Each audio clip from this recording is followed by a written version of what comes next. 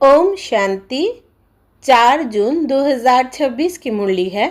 मुख्य रूप से बाबा ने कहा, सब भक्तों को रावण की जेल से छुड़ाना, इंसॉल्वेंट से सॉल्वेंट बनाना, यह एक बाप का ही कर्तव्य है।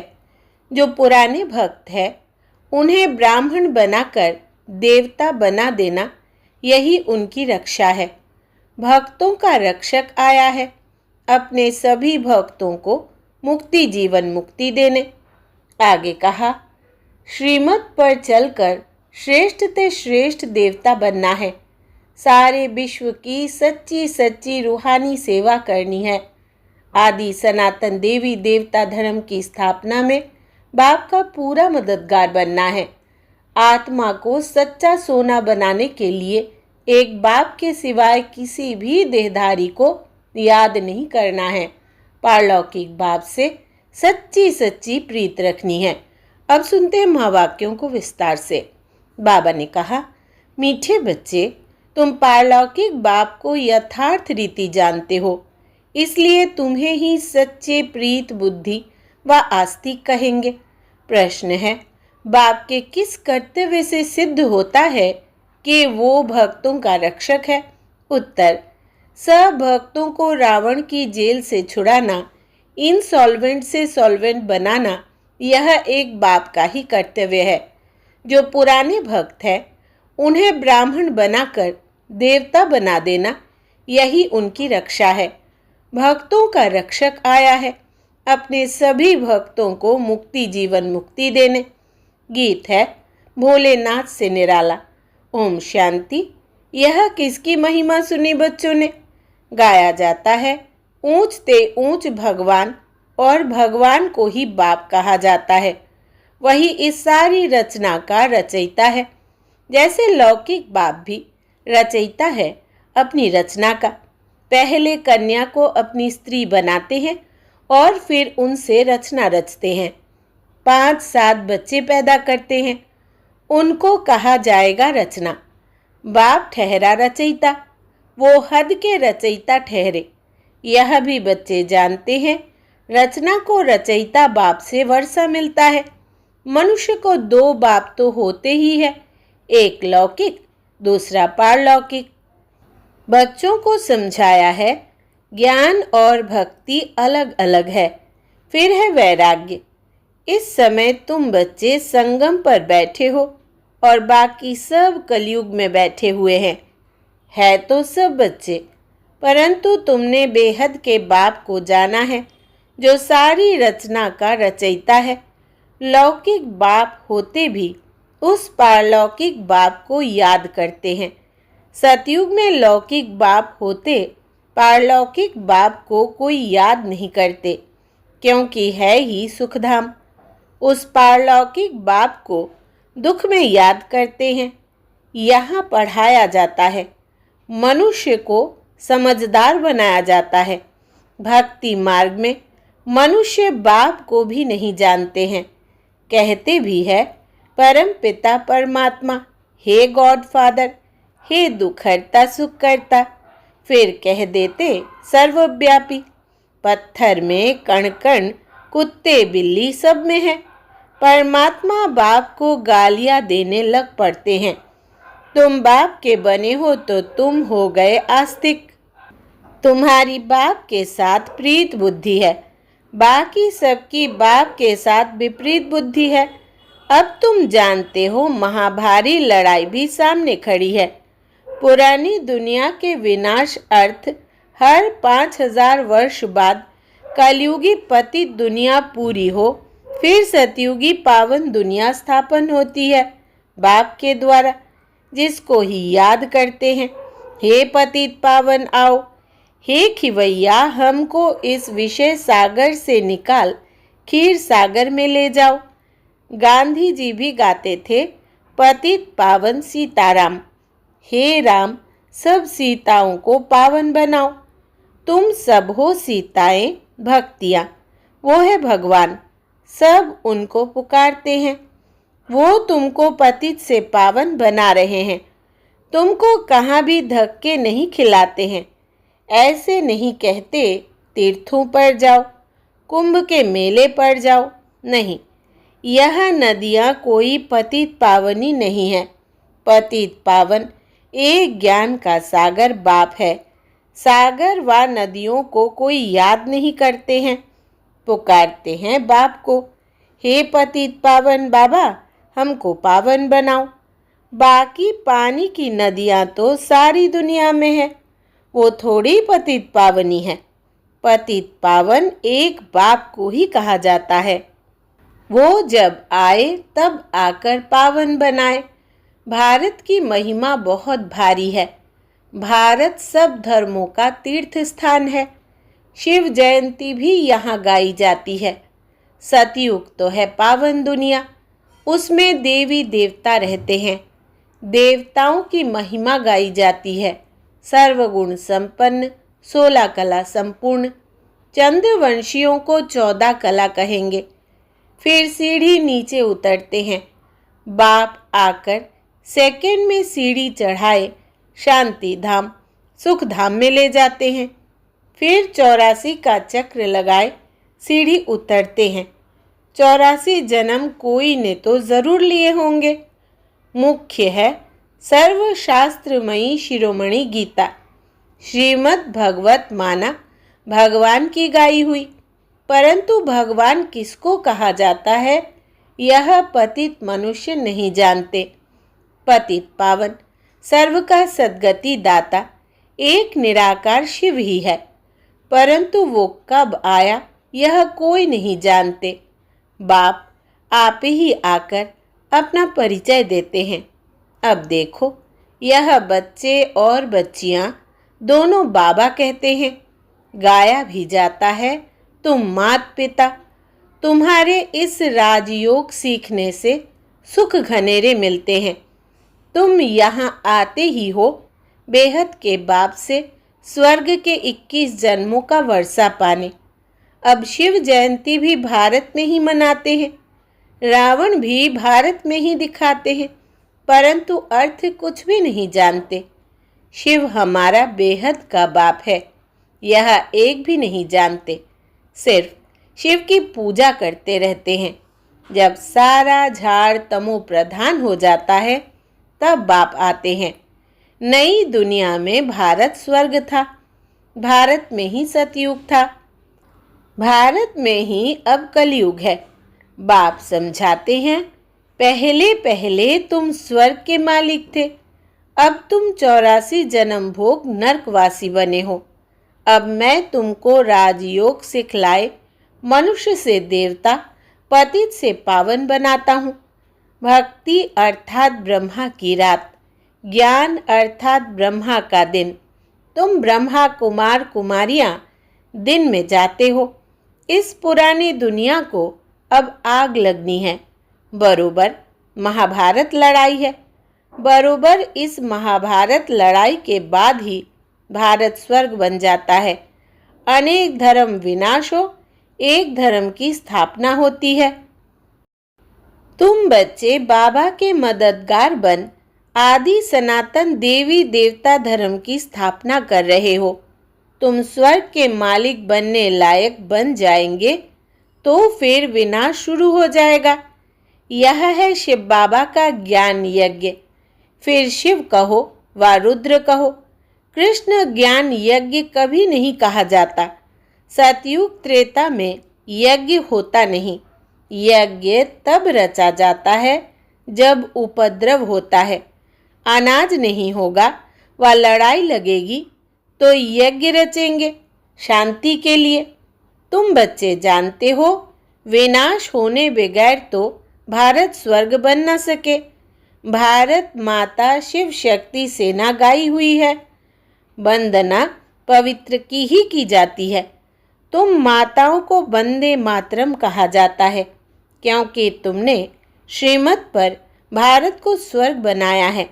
अब बाप कहते हैं मौत तो सबके सिर पर खड़ा है, इसलिए अब यह एक जन्म पवित्र बनो और बाप को याद करो तो तुम तमो प्रधान से सतो प्रधान बन जाएंगे। अभी तुम शूद्र से ब्राह्मण बन फिर देवता बनेंगे। यह कोई नई बात नहीं। कल्प कल्प हर 5000 वर्ष बाद यह चक्र फिरता रहता है। नरक से स्वर्ग बनता है।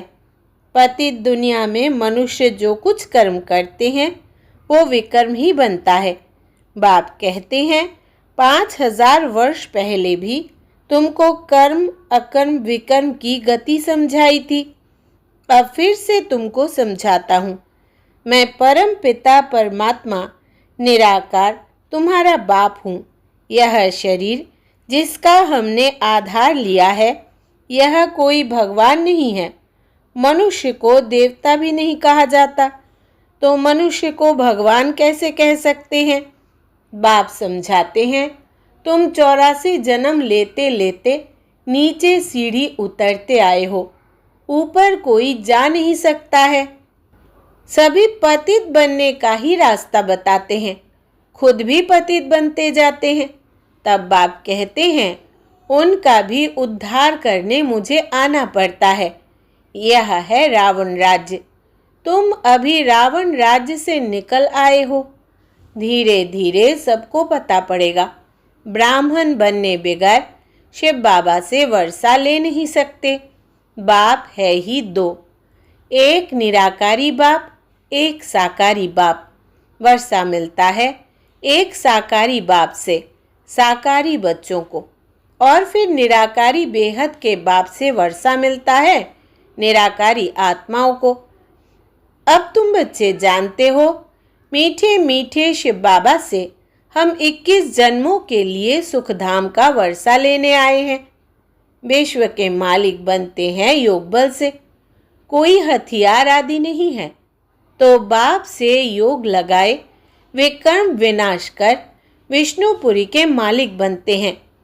अब अमर लोक में जाने के लिए अमर कथा सुन रहे हैं। वहाँ अकाले मृत्यु कभी होता नहीं, दुख का नाम निशान नहीं। तुम बच्चे आए हो श्रीमत पर चल बेहद के बाप से श्रेष्ठ ते श्रेष्ठ देवी देवता बनने। यह कोई शास्त्रों का ज्ञान नहीं है। दिखाते हैं विष्णु की नाभि से ब्रह्मा निकला, उनके हाथ में फिर शास्त्र देते हैं। बाप कहते हैं ब्रह्मा द्वारा मैं तुमको सारी रचना के आदि मध्य अंत का ज्ञान सुना रहा हूँ। मैं ही ज्ञान का सागर हूँ। गाते भी है ज्ञान सूर्य प्रगटा अज्ञान अंधेर विनाश। सतयुग में अज्ञान होता नहीं। वो सचखंड था तो भारत हीरे जैसा था। हीरे जवाहरों के महल बनते थे। अभी तो मनुष्यों को पूरा खाने के लिए भी नहीं है। इनसॉल्वेंट विश्व को फिर सॉल्वेंट कौन बनाए? यह बाप का ही काम है। बाप को ही तरस पड़ता है। कहते हैं तुमको राजयोग सिखाने आया हूँ। नर को नारायण, नारी को लक्ष्मी बनाता हूँ। भक्तों का रक्षक है ही बाप। तुमको रावण की जेल से छुड़ाए सुखधाम में ले जाता हूँ। सारी दुनिया में जो ब्राह्मण बनेंगे वही देवता बनेंगे। ब्रह्मा का नाम भी बाला है, प्रजापिता ब्रह्मा। तुम ब्राह्मण हो सबसे उत्तम। तुम भारत की सच्ची रूहानी सेवा कर रहे हो। बाप की याद से ही विकर्म विनाश होंगे और कोई रास्ता नहीं है पतित से पावन बनने का। याद से ही खाद भस्म होंगी। सोनार लोग जानते हैं सच्चा सोना झूठा सोना कैसे बनता है। उसमें चांदी तांबा लोहा डालते हैं। तुम भी पहले सतो प्रधान थे, फिर तुम्हारे में खाद पड़ती है, तमो प्रधान बन पड़े हो। अभी फिर सतो प्रधान बनना पड़े तब सतयुग में जा सकेंगे। बाप कहते हैं कोई भी देहधारी को याद नहीं करो। गृहस्थ व्यवहार में रहते एक बाप के सिवाय और कोई को याद नहीं करो तो तुम स्वर्गपुरी के मालिक बन जाएंगे। स्वर्ग अथवा विष्णुपुरी थी, अब रावणपुरी है, फिर विष्णुपुरी बनेगी जरूर। साधु संत आदि सबका उद्धार करने आता हूँ। तभी कहा जाता है यदा यदा ही धर्मस्य। यह भारत की ही बात है। सर्व का सद्गति दाता मैं एक बाप शिव हूँ। शिव रुद्र सब उनके ही नाम है, अथाह नाम रख दिए हैं। बाप कहते हैं मेरा असली नाम तो एक ही है, शिव। मैं शिव हूँ। तुम शालिग्राम बच्चे हो। तुम आधा कल्प देह अभिमानी रहे हो, अब देही अभिमानी बनो। एक बाप को जानने से बाप द्वारा तुम सब कुछ जान जाते हो, मास्टर ज्ञान सागर बन जाते हो। अच्छा, मीठे मीठे सिकिलधे बच्चों प्रति माता पिता बाप दादा का याद प्यार और गुड मॉर्निंग। रूहानी बाप की रूहानी बच्चों को नमस्ते। हम रूहानी बच्चों की रूहानी माता पिता बाप दादा को याद प्यार, गुड मॉर्निंग और नमस्ते बाबा नमस्ते। धारणा के लिए मुख्य सार। पहला, श्रीमत पर चलकर श्रेष्ठ ते श्रेष्ठ देवता बनना है। सारे विश्व की सच्ची सच्ची रूहानी सेवा करनी है। आदि सनातन देवी देवता धर्म की स्थापना में बाप का पूरा मददगार बनना है। दूसरा, आत्मा को सच्चा सोना बनाने के लिए एक बाप के सिवाय किसी भी देहधारी को याद नहीं करना है। पारलौकिक बाप से सच्ची सच्ची प्रीत रखनी है। वरदान है आत्मिक उन्नति के साधन द्वारा सर्व परिस्थितियों पर विजय प्राप्त करने वाले अकाल मूर्त भव। विस्तार है, जैसे शरीर निर्वाह के लिए अनेक साधन अपनाते हो, ऐसे आत्मिक उन्नति के भी साधन अपनाओ। इसके लिए सदा अकाल मूर्त स्थिति में स्थित होने का अभ्यास करो।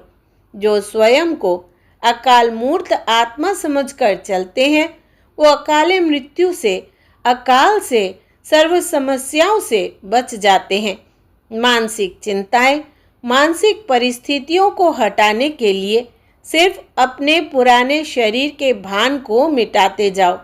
स्लोगन है, कोई भी बात जो बार बार फील करता है वो फाइनल में फेल हो जाता है। कोई भी बात जो बार बार फील करता है वो फाइनल में फेल हो जाता है। मातेश्वरी जी के अनमोल महावाक्य। मनुष्य साक्षात्कार में कैसे जाते हैं? यह जो साक्षात्कार में जाना होता है तो इसकी फिलॉसफी भी बहुत महीन है। यह अंतवाहक शरीर से जाकर घूम आते हैं। जैसे कोई बाहर घूमने जाता है ना, तो ऐसे नहीं घूमने गया तो मरा, तो घूम कर फिर वापस लौट कर आएगा ना। तो यह भी आत्मा इस बॉडी से निकल अंतर्वाहक शरीर से सैर करने जाती है। थोड़े समय के लिए इनकी आत्मा उड़ता पंछी है। यह भी परमात्मा का काम है जो उनकी रस्सी को खींच दिव्य दृष्टि से उनको साक्षात्कार कराता है। जैसे रात को हम जब शरीर से न्यारी आत्मा हो सुख पथ अर्थात स्वप्न की अवस्था में चले जाते हैं, तो उसी समय शरीर शांत है तो देह और देह के धर्म भूल जाते। परंतु ऐसे नहीं, कोई शरीर मर गया फिर जब जागृत में आता है तो उस रात के सपने की अवस्था का वर्णन कर सुनाते हैं। वैसे परमात्मा के साथ योग लगाने से परमात्मा फिर दिव्य दृष्टि से आत्मा को सैर कराते हैं। फिर जब ध्यान से उठते हैं तो वो देखा हुआ साक्षात्कार फिर वर्णन कर सुनाते हैं कि हम यह देख कर आए। तो वो स्वप्न रजोगुण तमोगुण भी होता है। यह ध्यान फिर सतोगुण अवस्था है। तो ध्यान में कोई शरीर मरता नहीं है, मगर शरीर की भासना गुम हो जाती है। जैसे क्लोरोफॉर्म देने से शरीर की सुध-बुध भूल जाती है। देखो, डॉक्टर जब कोई अंग को डेड करते हैं तो इंजेक्शन लगाकर डेड कर देते हैं, परंतु और इंद्रियां तो चलती है। तो ध्यान भी इसी तरह से है कि आत्मा कोई उड़कर सैर कर आती है, परंतु शरीर मर नहीं जाता। जब यह रस्सी खींचने की स्मृति भी परमात्मा में है, ना कि मनुष्य आत्मा में। अच्छा, ओम शांति। यह व्यक्ति सारे सदा हर्षित रहने के लिए अपनी नेचर को सरल बनाओ, सहनशील बनो। सदा हर्षित रहने वालों का यादगार विष्णु के रूप में दिखाया है। विष्णु क्षीर सागर में आराम से लेटा हुआ ज्ञान का सिमरन कर हर्षित हो रहा है। तो हर्षित रहने का साधन है ज्ञान का सिमरन। जो जितना ज्ञान का सिमरन करते हैं वो उतना ही हर्षित रहते हैं। कोई भी परिस्थिति उनकी हिम्मत, उमंग, उल्लास को कम नहीं कर सकती। वे सहनशीलता की शक्ति से हर परिस्थिति को सहज पार कर लेते हैं। अच्छा, ओम शांति।